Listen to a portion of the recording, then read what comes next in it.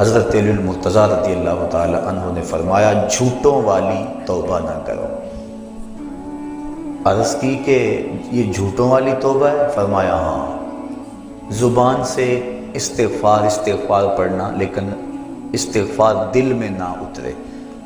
ایک حدیث شریف کے الفاظ ہیں التائب من الذنب کمن لا ذنب لہ والمستغفر من الذنب وہو مقیم علیہ کالمستہزئ بربہ۔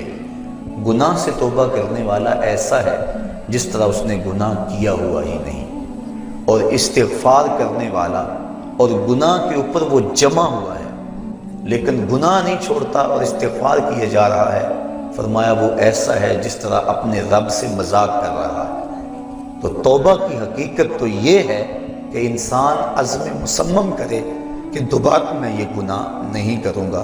جس طرح تھنوں میں دودھ کو واپس کرنا مشکل ہوتا ہے، اس طرح اس کا گناہ کی طرف لوٹنا مشکل ہو۔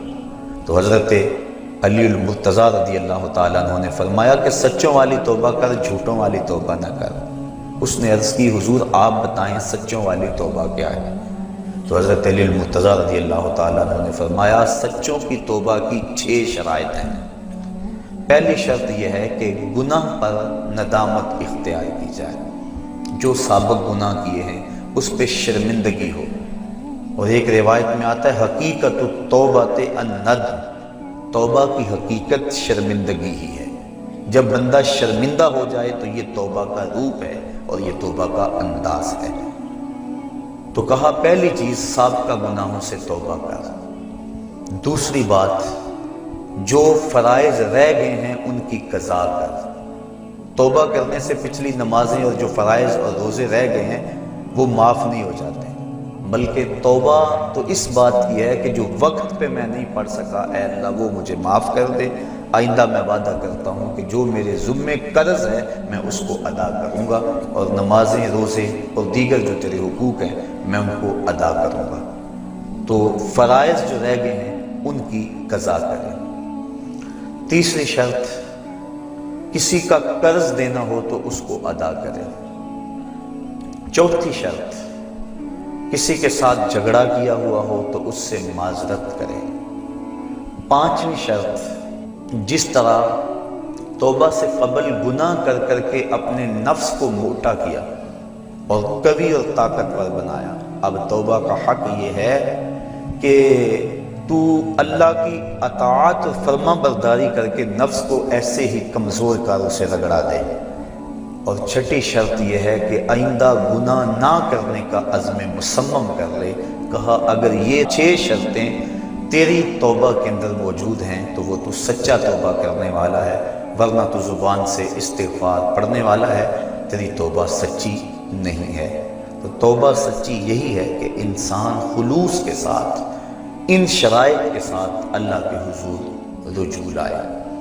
اور جب بندہ اللہ کے حضور رجوع لے آتا ہے تو پھر اس کے گناہ جتنے مرضی ہوں اللہ تعالیٰ معاف فرما دیتا ہے۔ گناہ کر بیٹھتا ہے اس کو ایک خوبصورت راستہ دیا گیا کہ اس نے جو بھی کیا ہے ہو گیا اس سے، اب اپنے دستے دعا کو اٹھائے اور اپنے مالک کے حضور حاضر ہو جائے، عرض کرے مالک نادانی اور جہالت کی وجہ سے مجھ سے یہ گناہ سرزد ہو گیا، میں تیری بارگاہ میں حاضر ہوں۔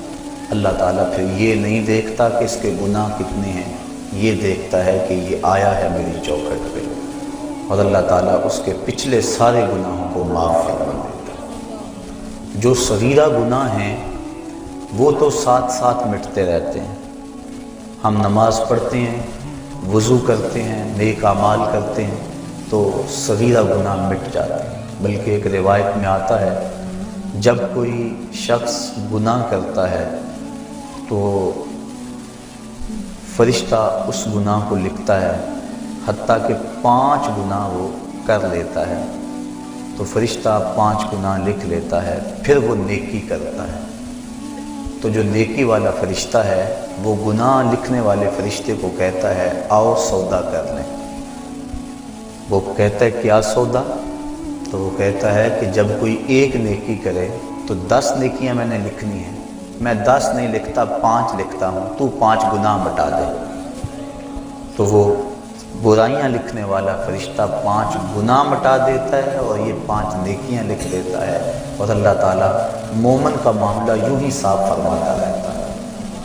کتنی کرم نوازی ہے اپنے بندے پہ اس کی، اگر اس کے در پہ آئے اپنی جھولی پھیلائے، اس کے گناہ جتنے مرضی زیادہ ہوں، جس طرح کہ ایک شخص حضور کی خدمت میں حاضر ہوا تو اس نے کہا میں بہت بڑا گناہ گار ہوں، تو حضور فرمایا تیرے گناہ سمندر کی جھاگ سے بھی زیادہ ہیں؟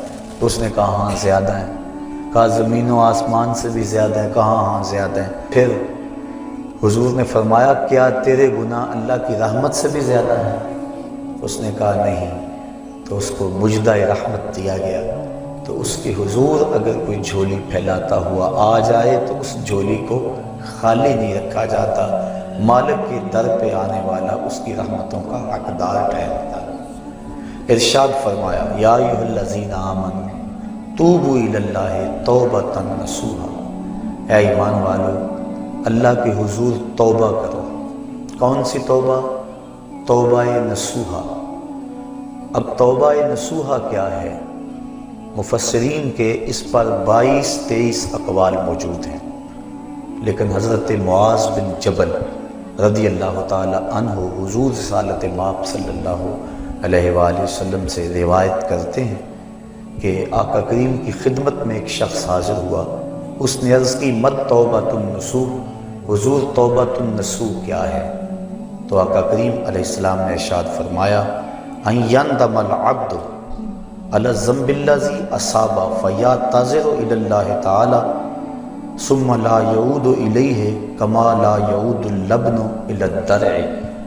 فرمایا کہ توبہ نصوح یہ ہے کہ انسان جب گناہ کر بیٹھے تو اللہ کے حضور اس کی معذرت پیش کرے، اور دوبارہ گناہ کی طرف اس کے لیے پلٹنا اتنا ہی مشکل ہو جس طرح کے تھنوں سے نکلا ہوا دودھ واپس کرنا مشکل ہوتا ہے۔